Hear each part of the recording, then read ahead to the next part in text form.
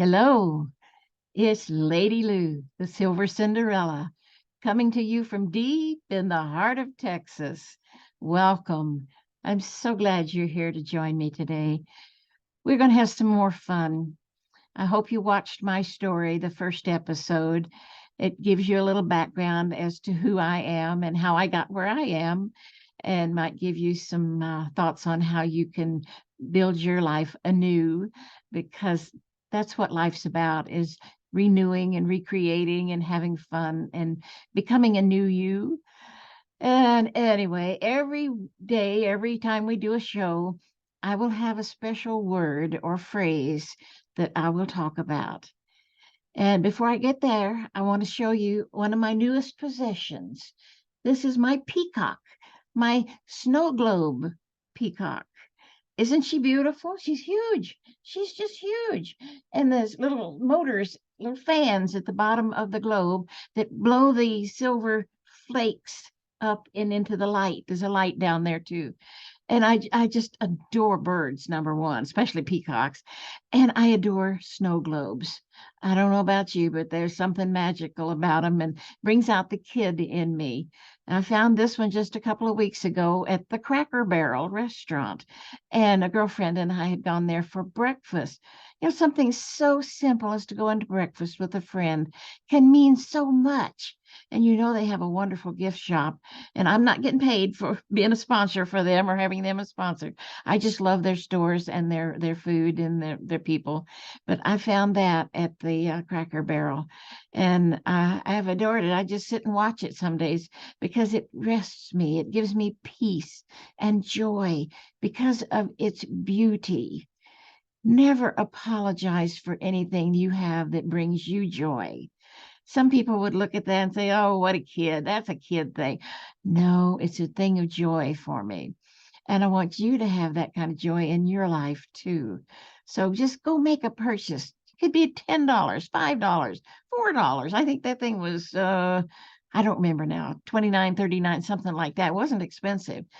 But do something fun for yourself. Make your life special. That's the whole point. So today, our word is change. Change.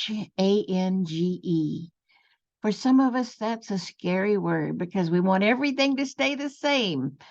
I know a lady who works an office job, and she has told me that she wants to go back to her office every morning and have every pencil, every paper clip, every piece of paper in the same place she left it the night before.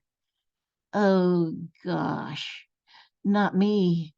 That's not me. We're totally opposite in personality, for one thing.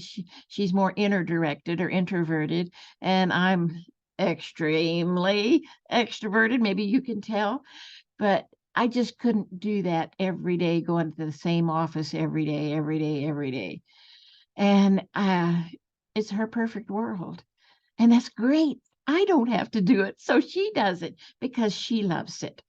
And everybody is different. But change is something that most of us buck.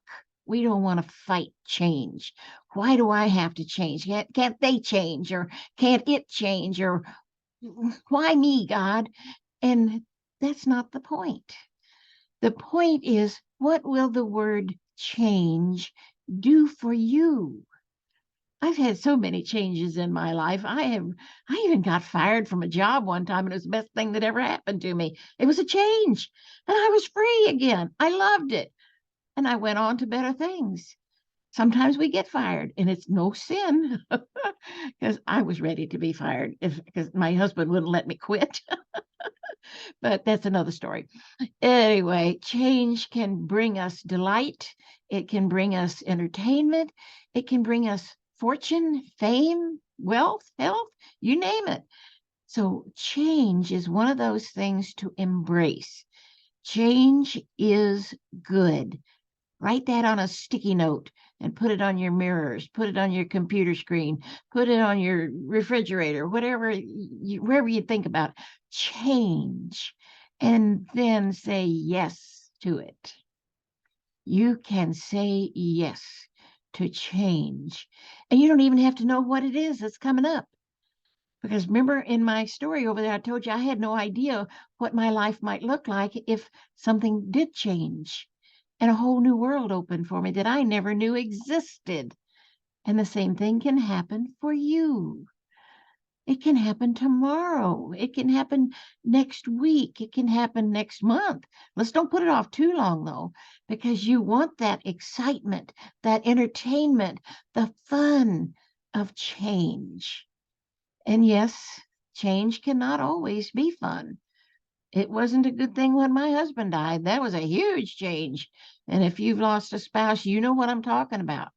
It's not a fun thing to go through because your whole world is turned upside down and you don't know what's next. What do I do next? Well, I'm here to tell you, you put one foot in front of the other and just keep on moving because there is something else out there for you. Now, some of you are going to look at me and say, boy, is she strict. She's just telling us all what to do. No, never. Every one of us have choices. And you've heard it if you've seen my story over there on that first episode.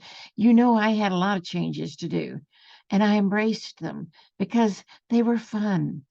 And yeah, losing a husband isn't fun, but making stuff up is fun.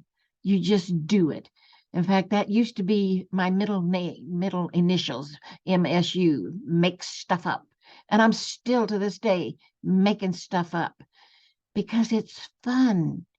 And I give you permission to use MSU. Put that in your middle name and just start making stuff up. Fun stuff, interesting stuff, educational stuff, stuff that you can run with and build on. Maybe create a new career or take your hobby that you love dearly and turn it into a business. Had you thought of that? In another one of our episodes, I'm going to show you some of the things that my mother did that turned her life around and gave her hobby a new meaning. So there's so much in our world that we do now. Maybe your hobby is golf, or maybe it's knitting, but it's so much fun to teach someone else to knit. Maybe a grandchild or a little niece. I have a little 9-year-old niece that she's learning to sew. I love it. They gave her a sewing machine for her Christmas present. So everybody's in this world to change, to grow, to learn new things, to have fun, and just to build on a new way of living, if nothing else. And I have to be here to tell you, a new way of living was what I needed so desperately after those 12 long months of nothingness, boredom, loneliness, depression. So you can come out of it. You can come out of it. And I'm here to help you. Keep watching my shows. And I do offer consultations. So know that. My website is silvercinderella.com. And you can go over to one of the pages where it says about me and read about the story and read all the good stuff. And then there's a contact me page. Send me your email and your name so that I will know that you are looking for some help. Now, I have to warn you, I put something on that website about the services I offer to help women and gentlemen get through this grief or the loss or the emptiness that they're feeling. And I did it with tongue in cheek. It's not meant to offend anyone. I said, crying on my shoulder is $50 extra if you choose to work with me. And I did not do that to offend you or anyone else. I did that as a way to have a little laugh because most people aren't going to cry on my shoulder. And I don't expect them to. But it was just a fun thing. And I may be sorry I did it, but it's there. I want people to know that I did that out of fun. It's not meant to be an ugly thing. So know that you can talk to somebody. You may know someone in your church, your community, who is a grief counselor, and you can work with them. They're happy to help you. Everybody needs help sometime, some point in their lives. And maybe this is your time to have help. Know that you cannot do it all by yourself. I got grief help from several different sources after that first year. I didn't do anything but sit and mope that first year, and it was the wrong thing to do for me. I should have gotten up and found somebody to help me, and I didn't, but I got through that, and then I started finding the help I needed through my networking. They were dear people, and they helped me so much, helped me to learn who I am and how I can react to things, how I can change the way I am. And that's the only person we can change is ourselves. We can't change our spouse, can't change our children, we can't even change our cat or our dog. They are who they are, and they can change themselves. Only they can do it. So you can change yourself too, but you may need some help.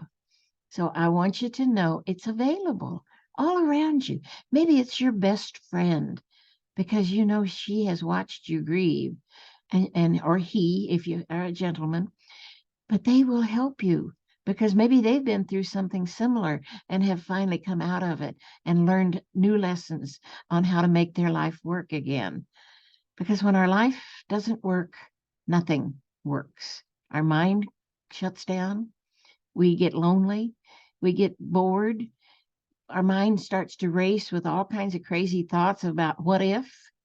Well, what if ain't the answer? Tell me. It ain't the answer at all because you create what you want. It doesn't just happen like that, especially bad stuff. Now, good stuff sometimes just happens because you were there and you allowed it to come through and you were so happy to find it.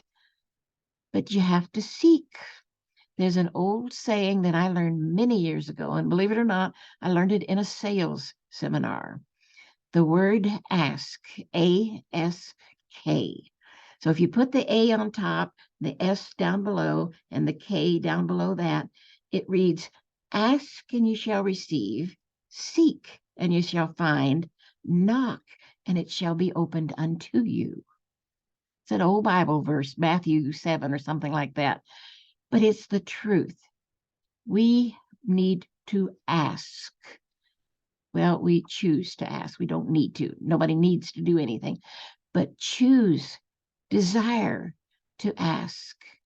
And as you remember in my story, I went straight to God and asked him for help. And he delivered. He'll do the same for you. Perhaps it will be coming through a relative or a friend or a child that will give you the happiness that you seek. But if you don't go after it, it's not going to hunt for you.